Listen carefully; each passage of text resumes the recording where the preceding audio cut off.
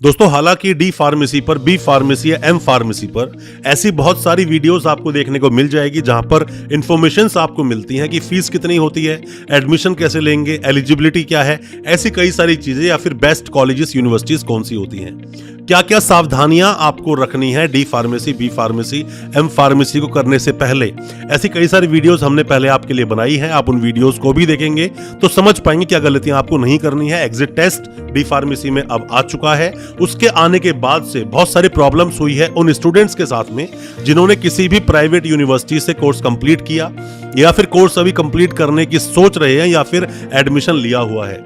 चाहे आप government university से करें, चाहे प्राइवेट यूनिवर्सिटी से करें, चाहे फिर प्राइवेट कॉलेज से करें, कहीं से भी आप डी फार्मेसी करेंगे तो आपको कुछ बातों का विशेष रूप से ध्यान रखना होगा, और ध्यान आप नहीं रखेंगे तो आपके साथ बाद में प्रॉब्लम हो सकती है, क्योंकि ऐसे कई सारे स्टूडेंट्स हैं जिनका अभी तक रजिस्ट्रेशन नहीं हुआ डी फार्मेसी, बी फार्मेसी करने के बाद भी। आप चाहे डी फार्मेसी करने की सोच रहे हैं, बी फार्मेसी करने की सोच रहे हैं, या फिर आप एम फार्मेसी करने की सोच रहे हैं, तो भी आपके लिए ये वीडियो बहुत काम का है। वीडियो को पूरा देखें, वीडियो को लाइक जरूर करना दोस्तों, और साथ में अपने सजेशंस भी देना कि नेक्स्ट वीडियो आप किस टॉपिक पर चाहते हैं। ज्यादा कुछ जानने के लिए कि डी फार्मेसी, बी फार्मेसी में क्या गलतियां आप बिल्कुल ना करें, बने रहिए हमारे इस वीडियो के साथ। नमस्कार दोस्तों, स्वागत करता हूं आप सभी का अपने इस यूट्यूब चैनल पर जिसका नाम है यूनिवर्सिटी इंडिया। मेरा नाम है वीरेंद्र वर्मा।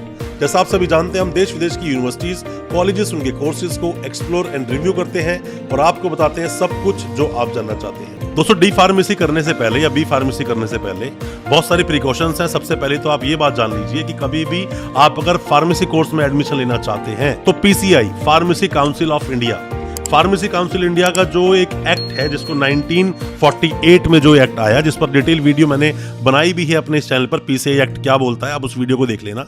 अपने कॉलेज को, अपनी यूनिवर्सिटी को, जहां से भी आप कोर्स कंप्लीट करना चाहते हैं, सबसे पहले पीसीआई की साइट पर जाके देखें।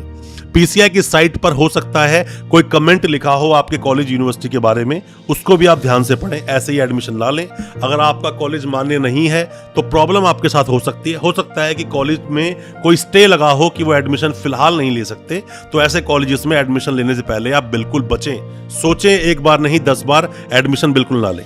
दूसरी बात, शॉर्टकट में, दूसरा पॉइंट बता रहा हूं मैं आपको, शॉर्टकट में जो स्टूडेंट्स करने की सोचते हैं डी फार्मेसी, 2 साल का कोर्स है, मान लीजिए 5-7 महीने किसी ने बैक में एडमिशन दे दिया, चलो तो भी चलेगा, पर ये बैक डेट में लेने की जरूरत क्या है दोस्तों? 2 साल का कोर्स है, बहुत जल्दी खत्म हो जाएगा। बैक डेट के चक्कर में आप मत पड़िए, तरीके से कीजिए। अपनी फीस को यूनिवर्सिटी में जमा कीजिए, रसीद लीजिए, एडमिशन लेटर लीजिए, ऑफर लेटर लीजिए, और जो भी कुछ आप डॉक्यूमेंट ले सकते हैं अपनी यूनिवर्सिटी या कॉलेज से, एडमिट कार्ड भी लीजिए। साथ में ही जाकर जब आप एग्जाम देने गए नोड्यूस ले लो, अपना ऑनलाइन रिजल्ट देखो, सब तरह के प्रूफ्स आप अपने साथ रखिए। और 2 साल इतना लंबा टाइम नहीं होता है, शॉर्टकट के आप चक्कर में मत पड़िए। तीसरी बात मैं आपको बताना चाहूंगा कि रजिस्ट्रेशन आपका होगा ही नहीं अगर आपने शॉर्टकट मार के कर लिया। क्यों? क्योंकि अभी आपने झारखंड में सुना होगा, झारखंड में बहुत बड़ा एक मामला सामने आया था जो डी फार्मेसी को लेकर ही था।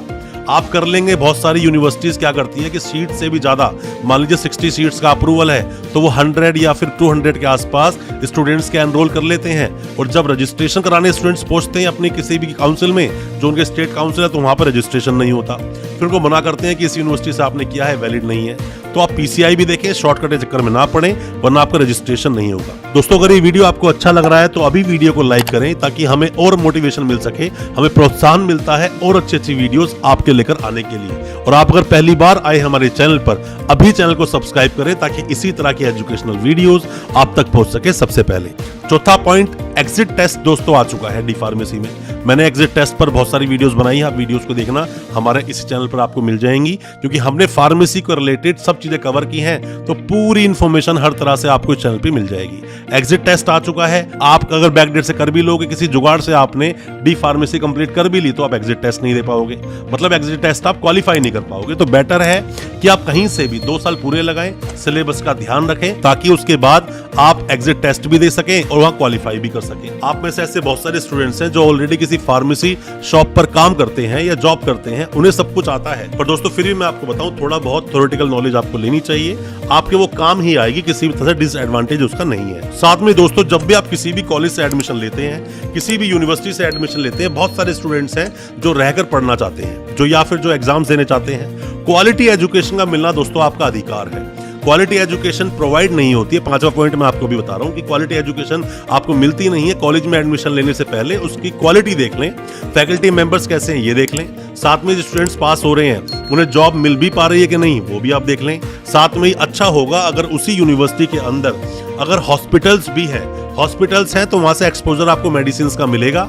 जाएं फार्मासिस्ट के पास जाएं, कुछ बातें सीखें, कुछ बातें अपनी बताएं, उससे आपको बेनिफिट बहुत सारे दोस्तों मिलेंगे। क्वालिटी एजुकेशन आपको मिलना चाहिए। जिस भी यूनिवर्सिटी जिस भी कॉलेज में अच्छी एजुकेशन नहीं दी जा रही है वहां आप एडमिशन ना लें। अब छठा पॉइंट दोस्तों ये आता है कि बहुत सारी यूनिवर्सिटीज ऐसी हैं, प्राइवेट यूनिवर्सिटीज, जहां से आपने जुगाड़ से किया और उन यूनिवर्सिटीज ने सीट से भी ज्यादा लोगों को डिग्रियां बांट दी। अब आपकी डिग्री लग गई स्टेक पे, मतलब दांव पे लग गई। अब यहां पर आपके साथ बहुत प्रॉब्लम होगी। पहले शुरू में तो आपने ध्यान दिया नहीं, फीस सस्ती और बैक डेट के चक्कर में आपने डिग्री ले ली। अब आप परेशान हैं, वो डिग्री किसी काम की नहीं, कागज का टुकड़ा है, रजिस्ट्रेशन आपका होगा नहीं। तो इन बातों का भी आपको विशेष रूप से ध्यान रखना चाहिए। 7वें पॉइंट में आप जानिए कि कभी भी किसी भी यूनिवर्सिटी में आप एडमिशन लेते हैं, ऐसी यूनिवर्सिटीज में एडमिशन ना लें जो पहले से ही स्कैम में हो, मतलब पहले से ही बहुत बदनाम हो, डिफेम यूनिवर्सिटी हो, पहले से ही उस पर कोई इंक्वायरी चल रही हो कि केस वेस चल रहे हो। ऐसी यूनिवर्सिटी में दोस्तों एडमिशन आप ना लें। अच्छी यूनिवर्सिटी का चयन करें। बेशक से फीस 1.5 लाख की जगह 2 लाख किसी यूनिवर्सिटी में हो या 2.5 लाख हो, थोड़ा बहुत मैनेज करके अपनी पॉकेट को थोड़ा सा और अलाउ करवा के आप अच्छी यूनिवर्सिटी से ही करें, वरना आपके साथ प्रॉब्लम होगी और कोई फायदा नहीं होगा कोर्स करने के बाद, क्योंकि जहां वैकेंसी के लिए जाओगे वहां पर भी आपको जॉब मिलेगी नहीं, बाहर निकाल देंगे। दोस्तों आप किसी भी तरह से कोई भी सपोर्ट चाहते हैं एडमिशन से रिलेटेड, जानना चाहते हैं अच्छी यूनिवर्सिटीज अच्छे कॉलेजेस कौन से हैं, कंपेयर करना चाहते हैं किसी भी एक प्राइवेट यूनिवर्सिटी को दूसरी यूनिवर्सिटी से, तो भी आप हमें कमेंट बॉक्स में कमेंट कर सकते हैं या व्हाट्सएप कर सकते हैं, हम आपको उसमें भी हेल्प जरूर करेंगे। साथ में कंसल्टेंट के थ्रू अगर आप कोर्स करते हैं, 8वां पॉइंट मैं आपको बता रहा हूं, किसी भी कोर्स में एडमिशन लिया आपने, डी फार्मेसी, बी फार्मेसी या एम फार्मेसी में एडमिशन लिया, किसी भी कंसल्टेंट के थ्रू एडमिशन लिया, अक्सर ऐसा देखा गया है जो बैक डेट में करवाते हैं या फिर 1-2 साल बैक ले जाते हैं या फिर किसी भी तरह से एडमिशन करवाते हैं, आप पूरी फीस कंसल्टेंट के हाथ में दे देते हैं, जो गलत है। नहीं करना चाहिए आपको ऐसा। फीस आप सिर्फ यूनिवर्सिटी के अकाउंट में दें, कॉलेज के अकाउंट में दें, ताकि उसकी रसीद आपके पास हो। और अगर कल कंसल्टेंट से आपका कोऑर्डिनेशन ना भी हो या आपका कांटेक्ट नहीं हो पा रहा है कंसल्टेंट से, तो सीधा जाकर आप यूनिवर्सिटी या कॉलेज से बात कर सके कि हमने फी पे की है, हमारी ये फी है, टोटल फीस आपके पास आ चुकी है, अब हमें नो ड्यूज दें और आपके एग्जाम्स में प्रॉब्लम ना हो। साथ में दोस्तों होता क्या है कि जितनी भी यूनिवर्सिटीज, प्राइवेट यूनिवर्सिटीज या कॉलेजेस हैं, ये 9वें पॉइंट की दोस्तों बात कर रहा हूं, टोटल 11 पॉइंट मैं आपको बताऊंगा।